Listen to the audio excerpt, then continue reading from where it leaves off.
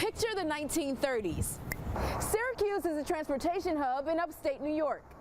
You have pedestrians, cyclists, motorists, and trains all on the same streets. Chaos. So Washington Street, the trains just barreled down it to the station. So you can imagine, as cars really took over American streets in the 1920s, the idea that you had these gigantic locomotives and all the train cars coming was incredibly dangerous. Not to mention dangerous, it was wildly inefficient. There had been 3 other train stations built over time in Syracuse, but they all interrupted city streets. Discussions have been taking place for a while.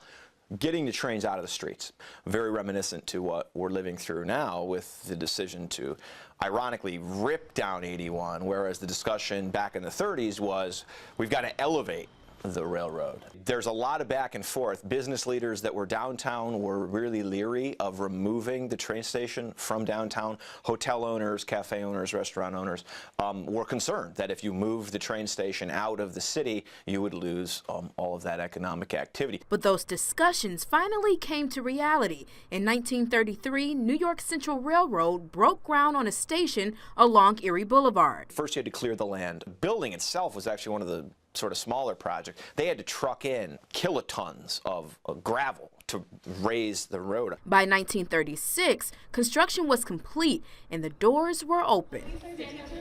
Granite structure, these huge cathedral 21-foot high ceilings, marble everywhere, shiny new aluminum, murals, big magnificent clocks. And it was really, like I said, it was meant to make you feel the wealth of not only the Central Railroad, but then again to feel you're in an important city. Costing about $23.5 million, but carrying a cargo of invaluable memories. You can imagine how many GIs on their way to fight in World War II. The emotion that was in that station, that's trapped in those walls, mothers and sons hugging. Outside of its emotional connection, it powered the local economy.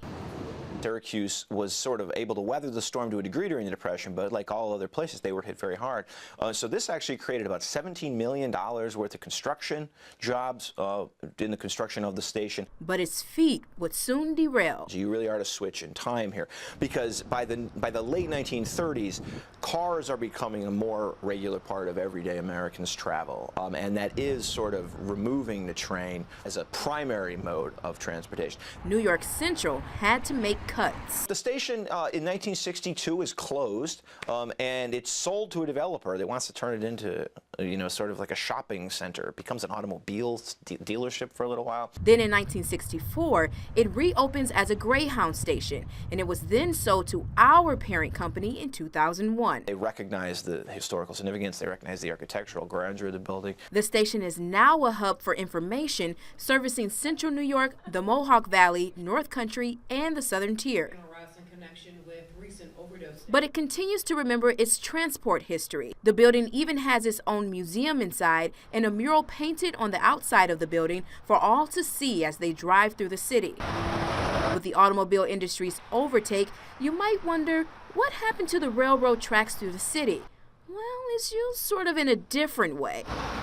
Yep, it's been redesigned into Interstate 690. When you're on 690, you can see the train station, right? And you can see the departure and the arrival. So yeah, you are literally driving down the old railroad. These long trodden trails, they just keep changing as technology changes. But those routes are essentially the same because the city has literally developed and grown up around them. Moving ahead with time, but staying grounded in history with one of your hometowns. Brittany Moncrief, Spectrum News.